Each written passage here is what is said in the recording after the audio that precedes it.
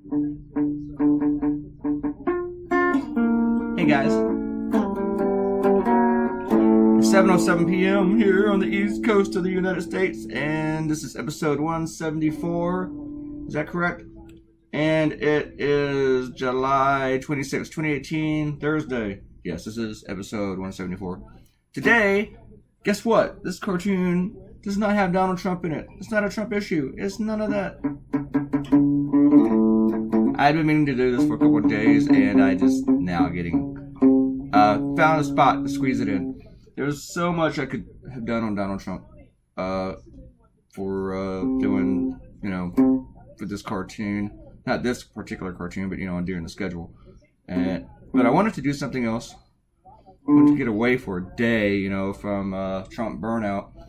And I had to do all this lettering. Had to do it twice. I sent it to Hillary, my friend, with one L, and to have her proof it, even though I knew it was correct. But since it was so much, I thought maybe I missed a T or an I. So let's send it to my proofreader, which is something that Quanta talked about, and not Quano. I didn't mention Quanta. Ariel. Sorry, I'm confusing all you ladies. On the last cartoon, because we were talking about Dickhead's book, Sean Spicer, and about all the mistakes and typos. And the bad thing is, people do make mistakes and goofs and everything, but it seems like Spicer made a few that are just really, really stupid. But if his publisher missed all that stuff, maybe it's not all Sean Spicer's fault. I mean, they made him look bad. I still haven't looked to see who published this book, to see if it was a big publishing house or if it was like some backyard publishing or something. But he just had some big mess ups in that thing. And Ariel talked about how copy editing. Let me go find your comment here. Where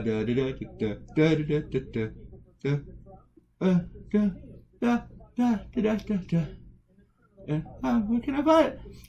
Found out lately more that publishers don't want to hire or pay copy editors. And the ones they do hire suck. Typos, grammar errors, and incorrect facts abound. Well, Ariel, that is huge right now in the newspaper industry, and a lot of people complaining about it. Copy editors are very, very important. They're the people that readers don't even know are there. But they are extremely important to newspapers, and I used to never ever take my cartoons to a copy editor, but in the last few years that I was at the Freelance Star, I took them to copy editors every single day. That's not true. Not in the last few years. I think pretty much my entire time there. Yeah, that's true. I think I developed a better relationship with them near the end, because they used to annoy me, because sometimes they wouldn't really get the cartoon, and they'd want to sit there and talk about it. I'm like, just find the mistakes. But they were very, very nice people. Actually, they were awesome and stuff. It's just I was younger and impatient.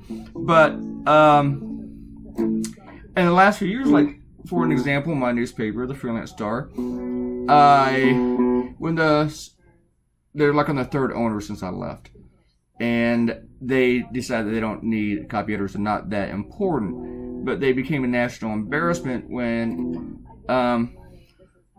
Bob McDonnell was the Supreme Court threw out his case, and the Freelance Star put on its front page that Terry McAuliffe was what was let go by the Supreme Court. We had two governors row with Mick at the beginning of their last names. So, and then they've done some other things that were almost as bad. I can't really think of them right now, but they did. But that. Bob McDonnell, Terry McAuliffe, that was just bad. And the thing is, it was a front page headline. This was not page 6 in the middle of the page or something. This was the top story on the front page. It was like sitting in newsstands next to the Washington Post and the Richmond Times-Dispatch, which Times-Dispatch isn't any better because now they had the same owners too. and a few copy editors. And so sometimes reporters are required to be their own copy editors, and that doesn't always work out. It's like asking a cartoonist to be his own copy editor sometimes.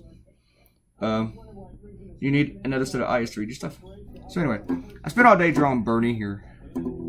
should probably move along since we only got like half the time left. I spent a little bit less than 2 hours on this cartoon, and so this video's 11 and a half minutes long, and I got to draw Alexandria Ocasio-Cortez for this cartoon, and I've only seen a couple conservatives draw her. No one has really taken her own yet. It's caricatures, and I had trouble here. The thing is, she has these arching eyebrows, and when you draw her with those arching eyebrows, she looks like it's an evil smile because she's always smiling. She does have big teeth. She does. One of the conservatives I saw draw her had her like as a donkey, and just really, really ugly. And I don't really mind people drawing people ugly, making fun of their features, because I do that every single day. But to me, it's kind of taken it out of context because she's actually a very attractive person. And so, I don't know. I think somehow you need to try to capture that a little bit while still getting their features. And normally, if you're a political cartoonist, you have a hard time with pretty. You have a hard time drawing attractive people. I always had a hard time with Hillary Clinton because despite the way conservatives talk about her, she is not an unattractive person. I found her very attractive when, she was much younger, but even in close to her 70s, I still don't find her, I find she's attractive, okay? Trying to find the right way to say it. I'm not sitting here thinking about her all day long, but okay, maybe a little bit. But but people will draw her like looking hideous and all that kind of stuff, and sometimes they forget. Which I don't have a problem with that either. But I do have a problem sometimes when I make people, like with Michelle Obama, they'd always make her look like large or fat or give her a big ass. And the thing that would bother me about that was it wasn't even true. I mean, if she had a big ass and you accentuated that, fine. But if she doesn't have it, don't give it to her. And I found a lot of that to be pretty racist, to be honest with you. Anyway, talk about caricatures here. Like with Barack Obama, a lot of conservative cartoonists would actually give him purple lips, like really big purple lips.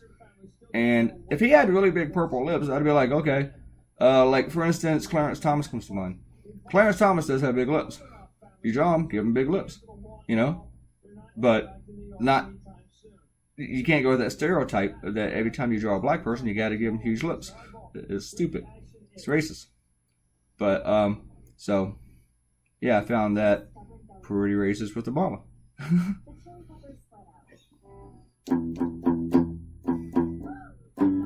But Ocasio-Cortez, she does have a big smile. I wouldn't want to say a big mouth.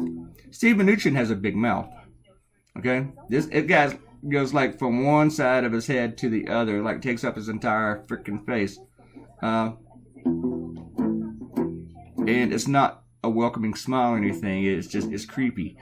But then you look at Cortez, and if I saw her across the room, I'd probably want to talk to her because her smile is like that inviting. So I study faces a lot. Bernie Sanders, to me, is a person that when he smiles, you'd want to go up and talk to him. Some people just have nice smiles to me. And plus, I love Bernie's hair. I don't think I've really drawn a great caricature of Bernie yet. I've really captured him the way I want to. I don't really like the way that I got Cortez's hair working out here. I wish I'd do that again. Anyway. Oh, we only got a couple minutes and we need to do some shout outs. So we're gonna do the shout outs. We don't have that many. Did I move this? Why is that not moving? Okay. I only had three people. Akenta, Ariel, and Robert Coutinho commented. Some of you others who are watching this, please come in and comment. Okay? Please come in and comment. So. And a bunch of you guys laid a lot of comments that I think I'm going to come in and comment on each of those. Maybe almost all of those individually instead of addressing them here. I was going to give you a story today on this guitar, but I think I'm running out of time. But this is my punk rock guitar. And I spent $115 on this thing. And I can't believe that was a decade ago. Because I remember I had a broken knee. I was hit by a car. I had left band practice. And I was run over. And so I was stuck in bed for a little while. Not really stuck in bed, but I really couldn't do a whole lot of stuff. I mean, I was getting out every day, going to work, limping, some crutches. And, but But some of that time in bed, I had been looking at this guitar that I wanted to buy because it looked like something Kurt Cobain would play. Because it was modeled off a Univox, but I had humbuckers. And so I just went ahead and bought it. And I had planned to scratch it up with stickers all over it and just mess it all up. I thought it'd be great punk rock. And even if it sounded like crap, I was going to fix it up. And it showed up and it was too pretty for me to mess up. So I didn't do any of that kind of stuff. I did put 2 stickers on it, but they're kind of subtle. One's on the front and one's on the back. And it did sound like crap. It totally did. So I had a friend, and I didn't find out it really, really sounded like crap until I was playing it at a show. And I played one song with it, and then I was like, okay. And I switched to my Telecaster and didn't play it again live until I fixed the humbucker issue. And what I did was I killed the humbucker in the neck, and the one in the bridge is a Seymour Duncan JB, which a friend had, and he sold it to me for $30. And what I did, since I killed the front one, the switch is now a kill switch. So here's your cartoon, folks. That is your very brief guitar story. I said I wouldn't tell you, but then I just told you. It's on the album a couple times too. Not a whole lot, but it's there. But I played a shit ton of shows with it. Thanks for coming by, episode 174. And I hope you enjoyed your non-trunk cartoon. Hope my clients do too. And leave me a comment, click the like thingy, and subscribe to my YouTube channel. And I'll see all you freaks tomorrow. I love you all. Goodbye.